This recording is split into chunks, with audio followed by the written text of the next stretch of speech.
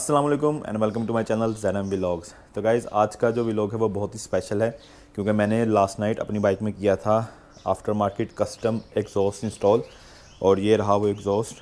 Bike बहुत ही प्यारी लग रही है इस एग्जॉस्ट में। और मैंने इसके लिए जो मिड पाइप मंगवाया था वो टाइटेनियम अलॉय मिक्सिंग एक मटेरियल है वो मंगवाया था और कार्बन फाइबर टाइटेनियम का एग्जॉस्ट कस्टम एग्जॉस्ट मंगवाया था। तो आज मैं अभी बाइक को भी राइड पे लेकर जा रहा हूँ और आपको दिखाएंगे इस एग्जॉस्ट का साउंड के ZX10R में titanium alloy plus carbon fibre exhaust जो है वो कैसा साउंड करता है। कार्बन फाइबर मंगवाने का मेरा एक मकसद ये भी था क्योंकि लो RPM जो होते हैं 1 से 4 तक उसके अंदर कार्बन फाइबर एग्जॉस्ट जो होते हैं वो ज़्यादा लाउड नहीं होते, वो हाई RPM पे आपको ज़्यादा लाउडनेस देते हैं। तो वो लोग जिनको लाउडनेस बहुत ज़्यादा पसंद नहीं है लेकिन उनको साउंड भी चाहिए तो कार्बन फाइबर वाला एग्जॉस्ट मंगवा कर अपनी बाइक में इंस्टॉल कर सकते हैं। तो चलते हैं अपनी बाइक को राइड पे लेके और आपको सुनाते हैं इसका साउंड।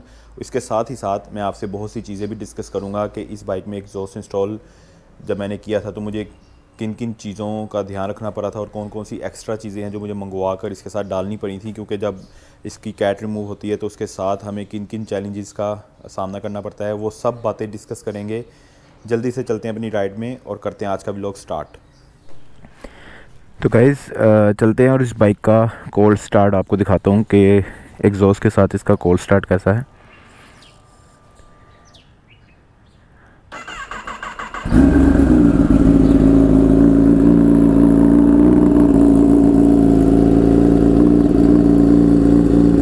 माइक जो है वो मेरे हेलमेट के अंदर माउंट है तो शायद आपको आवाज़ जो है वो थोड़ी कम आए। तो ये इस बाइक का कोल्ड स्टार्ट है। कोल्ड स्टार्ट इसको इसलिए कहते हैं क्योंकि जब बाइक बहुत ठंडा होता है तो इसका जो एग्जॉस्ट है वो थोड़ा सा जो उसका एक्चुअल साउंड है वो नहीं प्रेजेंट कर पाता। जब बाइक का इंजन पूरा गर्म हो जाता है तो फिर एक्चुअल साउंड जो है वो इंजन प्रोड्यूस करता है और फिर एग्जॉस्ट का जो साउंड है वो बहुत ही ज़्यादा स्मूथ हो जाता है और it's a treat for years होता है उस टाइम। अच्छा, कोल्ड स्टार्ट के साथ मैं आपको एक और बात बताता चलूँ कि जो भी मशीन हो, चाहे गाड़ी हो या बाइक हो, आप उसको 9 से 18 सेकंड के लिए स्टार्ट करके उसके रेव नहीं देने, उसको आगे चलाना नहीं है। इससे होता क्या है कि इंजन के जो अंदर ऑयल होता है जो उसके पैन के अंदर जमा हुआ होता है सारा, वो एक दफ़ा पूरे इंजन में सर्कुलेट हो जाता है और जब वो पूरे इंजन में सर्कुलेट हो जाए तब आप उस बाइक या गाड़ी को चला सकते हैं, लेकिन हाई RPM पे नहीं, लो RPM पे अंडर 3 RPM पे आप उसको चला सकते हैं तब तक जब तक वो पूरा गर्म नहीं हो जाए, इसका टेम्परेचर वो अपना मेंटेन नहीं कर लेता। तो इसका एक फ़ायदा ये हो जाता है कि आपके टायर भी उसके साथ साथ वार्म अप हो जाते हैं, क्योंकि हैवी बाइक के टायर जब वार्म अप होते हैं तो वो उनकी स्टिकनेस ज़्यादा होती है और वो रोड के साथ ग्रिप अपनी बहुत ज़्यादा मेंटेन कर लेते हैं। तो आपने अपनी बाइक का जब ऑयल सर्कुलेट हो जाए तो आप उसको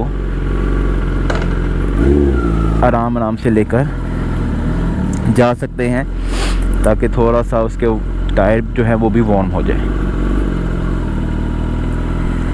ये मेरा पहला मोटो व्लॉग है तो मैंने अपनी तरफ से पूरी कोशिश की है कि मैं आपको बेस्ट साउंड बेस्ट व्यू दे सकूं, लेकिन अभी मुझे भी नहीं पता कि रिकॉर्डिंग किस तरह हो रही है। तो अगर कोई कमी रह गई हो तो उसको इंशाल्लाह नेक्स्ट व्लॉग में ठीक करते जाएंगे, आहिस्ता आहिस्ता अपने आप को और अपने सेटअप को बेहतर करते जाएंगे।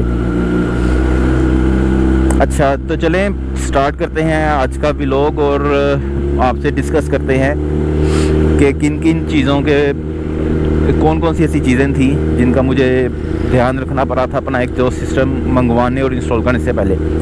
सबसे पहले तो मैंने इसका air filter, custom air filter भी मंगवाया था DNA का। KNN और DNA सेम मटेरियल के फ़िल्टर होते हैं, लेकिन दोनों में एक बहुत बड़ा डिफरेंस ये है कि KNN के जो फ़िल्टर हैं उनमें जो फिल्ट्रेशन वाला पार्ट होता है, यानी कि फैब्रिक वाला जो उसका पार्ट होता है वो थोड़ा कम होता है। DNA जो इंजीनियर करता है अपने फ़िल्टर को, वो मैक्सिमम फ़िल्टर का जो पार्ट है उसको यूज़ करता है, उसमें फैब्रिक इंस्टॉल करता है जिससे एयर का जो इनटेक होता है वो बहुत ज़्यादा होता है, उसका सरफेस भर जाता है तो इनटेक की जो रेशो है वो भी इंक्रीज़ कर जाती है। तो मैंने अपने बाइक में सबसे पहले एग्जॉस्ट सिस्टम के साथ DNA का एयर फिल्टर भी मंगवाया था।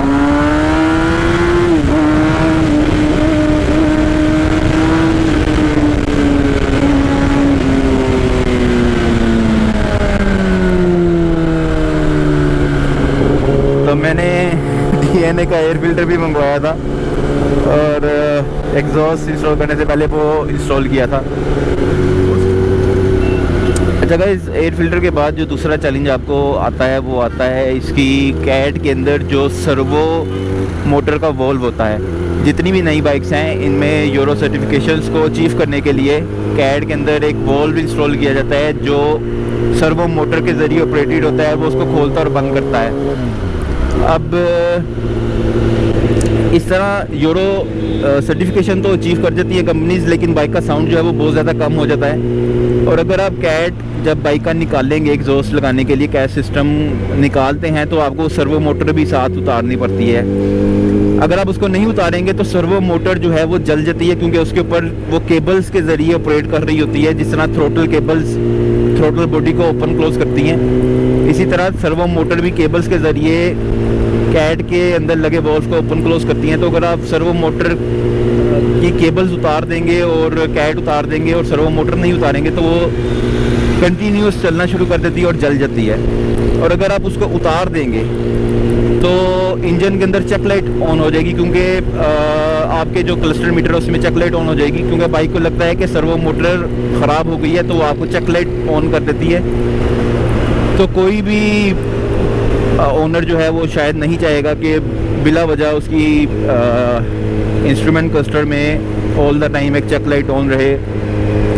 तो इस सब चीज़ों को कंट्रोल करने के लिए एक बहुत ही प्यारी और छोटी सी चीज़ बनाई गई है जिसको सर्वो बॉडी बोला जाता है। सर्वो बॉडी जो है एक तरह के छोटे से कैपेसिटर होते हैं, एक बिल्कुल छोटी सी चीज़ है, उसके अंदर कैपेसिटर होते हैं। वो कैपेसिटर करते क्या है कि जब बाइक सर्वो मोटर को जो करंट भेजती है, हम मोटर उतार के वो सर्वो बॉडी लगा देंगे तो वो करंट जो है वो सर्वो बॉडी यूज़ कर लेता है और बाइक को बताता है कि सर्वो मोटर जो है वो पूरी तरह काम कर रही है और इससे इंजन की चेक लाइट जो है वो ऑन नहीं होती। तो जब मैंने अपनी एग्जॉस्ट सिस्टम ऑर्डर किया था तो मुझे पता था कि मुझे सर्वो मोटर भी उतारनी पड़ेगी, तो मैंने उसके लिए बॉडी भी साथ ही मंगवा लिया था।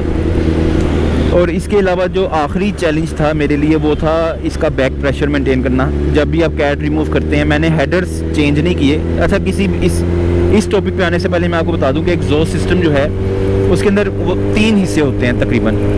सबसे पहले होते हैं हेडर्स पाइप, जो इंजन से स्टार्ट हो रहे हैं एग्जॉस्ट के पाइप, उनको हेडर्स पाइप बोला जाता है और वो तकरीबन इंजन के नीचे तक आके ख़त्म हो जाते हैं। उसके बाद कैट शुरू होती है और उसके बाद फिर आपका एंड पे मफलर यानी एग्जॉस्ट होता है। अगर आप सेफर साइड पे अपने एग्जॉस्ट के अंदर कैट रिमूव करके अपना मफलर इंस्टॉल करना चाहते हैं और चाहते हैं कि इंजन को हार्म ज़्यादा से ज़्यादा ना हो, तो आप हेडर्स पाइप को मत छेड़ा करें, उनको मत चेंज किया करें। हेडर्स पाइप लगे रहने दिया करें, सिर्फ कैट और मफलर जो है वो आप चेंज कर लिया करें। लेकिन कैट और मफलर चेंज करने से भी एक मसला ये आ जाता है कि बाइक का जो एग्जॉस्ट गैस का फ़्लो है वो बहुत ज़्यादा तेज़ हो जाता है, क्योंकि अब कैट रिमूव हो गई है तो उसका फ़्लो भी तेज़ हो जाता है और बाइक का साउंड भी उसी वजह से निकल कर आता है। जिन बाइक के एग्जॉस्ट के सेंटर के अंदर कैट से बिल्कुल पहले O2 सेंसर होता है, वो O2 सेंसर जो है वो रीडिंग नहीं ले पाता, बिकॉज फ़्लो जो है वो बहुत ज़्यादा तेज़ हो चुका होता है एग्जॉस्ट गैस का, तो वो उसको प्रॉपर वर्क करने के लिए एक प्रेशर नहीं मिलता, तो वो ECU को रीडिंग नहीं दे पाता। तो ECU जो है वो मिसबिहेव करना शुरू कर देती है, वो फ्यूल जो है वो कम ज़्यादा करना शुरू कर देती है, क्योंकि उसको रीडिंग नहीं प्रॉपर आ रही होती। इस चीज़ को टैकल 2 तरीक़ों से किया जा सकता है। या तो आप कोई ECU फ्लैश करने वाला टूल मंगवाएं और O2 सेंसर को डिसेबल कर दें, या पावर कमांडर 5 टाइप की कोई चीज़ मंगवाएं और उसमें अपने फ्यूल एयर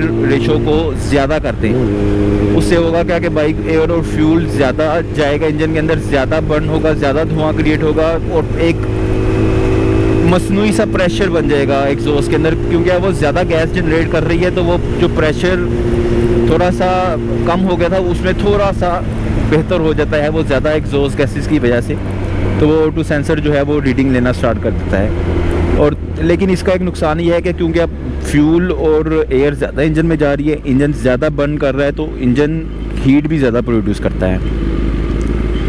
अगर आप चाहते हैं कि आपका इंजन हीट ज़्यादा प्रोड्यूस मत करे तो आप फिर पावर कमांडर 5 और ECU फ्लैश मत किया करें। और मैंने इस चीज़ को कैसे टैकल किया, मैंने एक बहुत ही छोटी और चीप सी प्रोडक्ट से अपने इस मसले को हल किया, और वो प्रोडक्ट है after market small cat.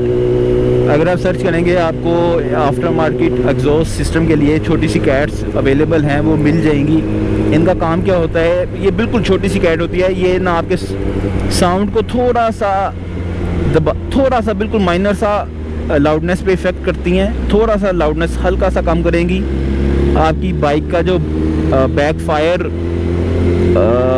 Start हो जाता है एग्जॉस्ट सिस्टम की वजह से, उसको कंट्रोल करती है। और साथ ही साथ आपके हेडर्स पाइप के अंदर एक बैक प्रेशर भी मेंटेन कर देती हैं, और O2 सेंसर, जिसकी वजह से इजीली रीडिंग ले सकता है। तो मैंने मंगवाई तो 2 थी, और एक मैंने जहाँ से मिडल पाइप मेरा स्टार्ट हो रहा था, एक मैंने वहाँ पे इंस्टॉल करनी थी, और एक जहाँ पे मफलर स्टार्ट हो रहा है एक वहाँ पे इंस्टॉल करनी थी। लेकिन मैंने फ़िलहाल एक ही लगाई हुई है जहाँ से मिडल पाइप स्टार्ट हो रहा है, ताकि O2 सेंसर जो है वो रीडिंग ले सके और ECU जो है वो मिसबिहेव ना करे, फ्यूल जो है वो प्रॉपर देता रहे। तो ये 3 बड़े चैलेंजेस थे जो मैंने एग्जॉस्ट सिस्टम इंस्टॉल करने से पहले ही, जिनके बारे में मुझे पता था, और मैंने इनसे रिलेटेड सारी चीज़ें ऑलरेडी मंगवा चुका था, और उसके बाद मैंने अपना एग्जॉस्ट सिस्टम जो है इस बाइक में चेंज किया था। साउंड जो है वो आपने सुना ही होगा बाइक के साथ साथ, तो कमेंट सेक्शन में ज़रूर बताइएगा कि आपको साउंड कैसा लगा। और कार्बन फाइबर एग्जॉस्ट जो है उसके लो एंड RPM में थोड़ा सा जो dB लेवल है वो कम होता है, शोर कम होता है। तो आप इजीली अगर कम्यूट करना चाह रहे हैं या ट्रैवल करना चाह रहे हैं तो आपको ये इतना ज़्यादा बहुत ज़्यादा लाउड भी नहीं रहता, आपकी ईयर्स के लिए बहुत ही कंफर्ट रहता है। और जैसे ही आप थ्रोटल वाइड ओपन करते हैं तो आपको जो उसका एक प्रॉपर हैवी बाइक का साउंड है वो भी आना शुरू हो जाता है। गाइस, ये था आज का व्लॉग, उम्मीद है आपको पसंद आया होगा। कमेंट सेक्शन में बताइएगा आपको मेरी बाइक का साउंड कैसा लगा।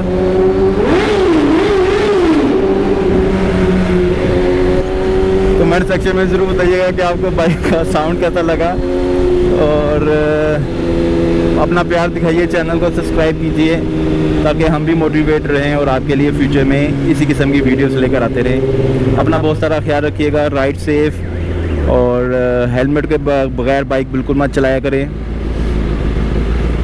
इंशाल्लाह मिलेंगे आपसे नेक्स्ट व्लॉग में। अल्लाह हाफिज़।